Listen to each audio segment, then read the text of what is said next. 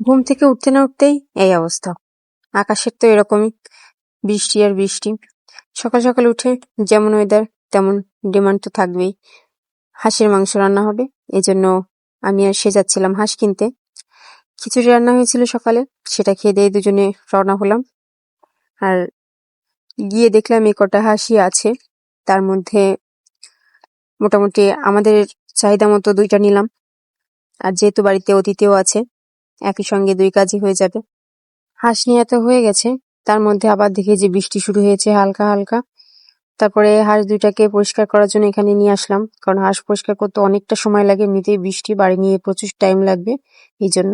তারপরে মাছ কেনার ছিল, তো মাছ বাজারে এসে দেখলাম বেশি না, তো আজকের মতোই কিছু মাছ নিয়েছি, একসঙ্গে রান্না হবে সেজন্য আর কি। বেশ ফ্রেশ ফ্রেশ সব মাছগুলো ছিল। এই যে মাছটা, বৃষ্টি আর থামে না, একটু একটু করে হতেই আছে, কিছু তো করার নাই, এভাবেই যেতে।